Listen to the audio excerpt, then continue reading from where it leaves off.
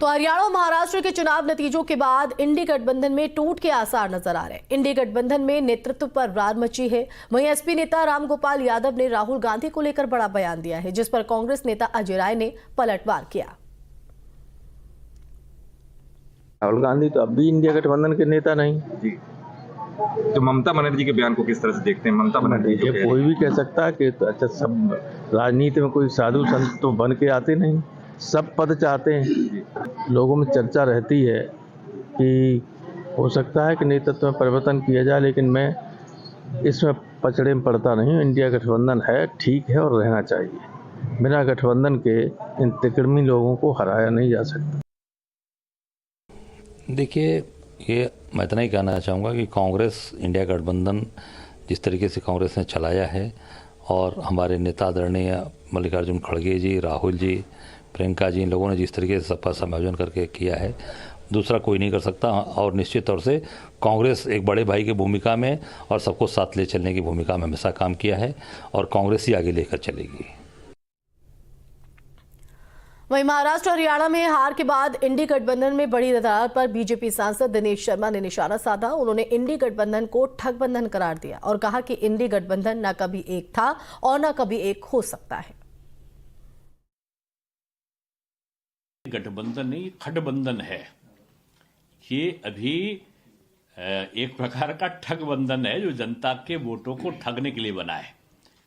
इनमें चुनाव तक प्रेम है और जो क्लेश, द्वेष और परस्पर विरोध होगा वो चुनाव में हारने के बाद होगा। चुनाव में हारते ही आप देख लीजिए, आदरणीय अखिलेश जी और राहुल जी की दूरियां और रास्ते अलग अलग हो गए। ये न कभी एक थे, न कभी एक रहेंगे और मैं समझता हूं न कभी इंडिया गठबंधन था और न ही कभी गठबंधन हो सकता है। इनके रास्ते अलग हैं, इनके विचार अलग हैं, इनके उद्देश्य अलग हैं। कॉमन एजेंडा केवल एक ही था, मोदी हटाओ, वो हटा नहीं पाए। इनका एक ही एजेंडा था, सत्ता पाओ, वो ये पा नहीं पाए। और इसी खबर पर ज्यादा जानकारी के लिए रुक करेंगे संवाददाता निखिल हमारे साथ लखनऊ से लाइव जुड़ गए हैं।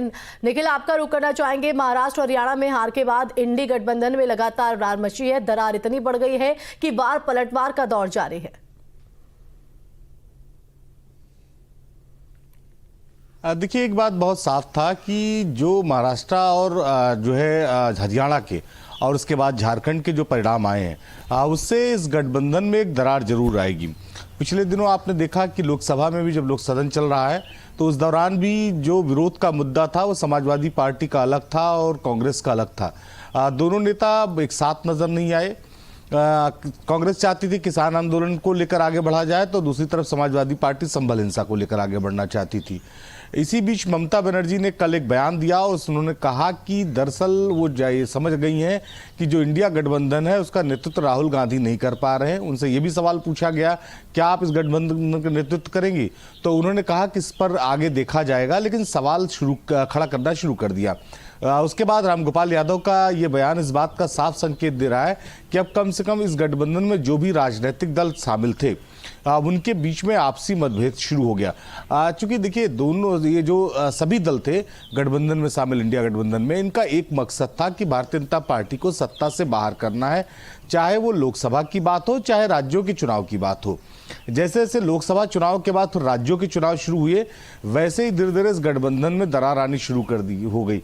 आप हरियाणा में देखिए, हरियाणा में भी समाजवादी पार्टी देखिए, जब ये इंडी गठबंधन बनाया गया था तो जिस मंशा के साथ बनाया गया उस पर तो अब कारगर साबित होता हुआ गठबंधन नजर नहीं आ रहा है। लेकिन देखिए, बीजेपी ने साफ कर दिया था कि एक वक्त आएगा कि ये सब रास्ते अलग अलग होंगे और कहीं ना कहीं जिस तरह से हम देख रहे हैं लगातार बयानबाजी हो रही है, जिस तरह से खींचतान मची हुई है, उससे तो ये साफ नजर आ रहा है कि रास्ते भी अलग हैं, उद्देश्य भी अलग है। देखिए, बिल्कुल उद्देश्य सबका एक था, भारतीय जनता पार्टी को हटाना सत्ता से।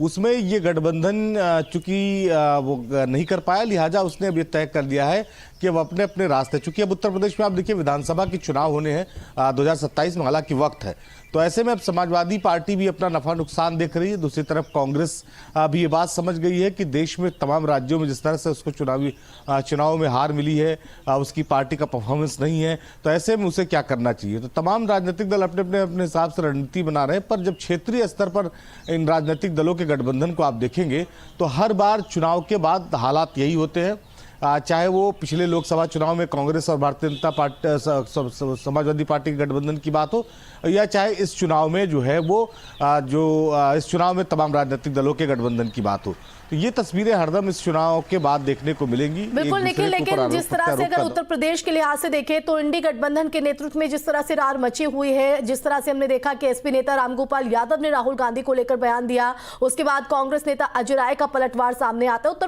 उत्तर प्रदेश के लिहाज से अगर इसको देखा जाए तो यहाँ क्या, क्योंकि 2027 के चुनाव पर सभी की निगाहें हैं और उससे पहले जिस तरह से ये साथ में आए थे दो लड़कों की जोड़ी, तो क्या लगता है कि आगे ये दिखाई देगी अभी जिस तरह से बयानबाजी के दौर जारी है?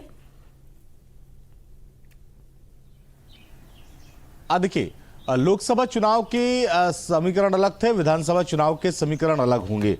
अभी चुनाव में वक्त है, कैसा समीकरण होगा ये कह पाना तो थोड़ा मुश्किल है, लेकिन एक बात साफ है कि समाजवादी पार्टी को यह बात बखूबी पता चल गई है कि लोकसभा चुनाव से इतर कम से कम विधानसभा चुनाव में समाजवादी पार्टी को जो है वो कांग्रेस का साथ मिलने से कोई फायदा नहीं है, क्योंकि पिछली बार ये गठबंधन हो चुका था और नतीजे जो है उस जिस तरह की तस्वीरें सामने आई उससे इस बात का संकेत मिल गया कि उत्तर प्रदेश में कम से कम रीजनल जब चुनाव हो तो कांग्रेस के साथ मिलकर चुनाव लड़ना कोई फायदेमंद नहीं होगा। यही वजह है कि आप देखिए अखिलेश यादव, जैसा मैंने बताया कि संभल का मुद्दा उठाना चाहते थे, वो चाहते थे इस मुद्दे को देश में चर्चा में लाया जाए, लेकिन कांग्रेस ने किसानों का मुद्दा चुना। दूसरी तरफ रामगोपाल यादव का ममता बनर्जी के बयान के बाद जो बयान आया उसने सारी तस्वीरें साफ कर दी कि कम से कम आने वाले समय में उत्तर प्रदेश में जो क्षेत्रीय चुनाव होने हैं, मतलब जो विधानसभा चुनाव होने हैं, उसमें कम से कम दोनों दल एक साथ एक मैदान में दिखाई देने वाले नहीं है। और देखिए ये कहीं ना कहीं इस बात की तस्दीक भी करते हैं, जिस तरह से अनबन हमने देखी, जिस तरह से उपचुनाव में कांग्रेस की तरफ से कोई प्रचार प्रसार में भी अपनी भूमिका नहीं निभाई गई, उसके बाद से लगातार ये अटकलों का बाजार गर्म है। फिलहाल बहुत शुक्रिया निखिल तमाम जानकारी देने के लिए। तो लगा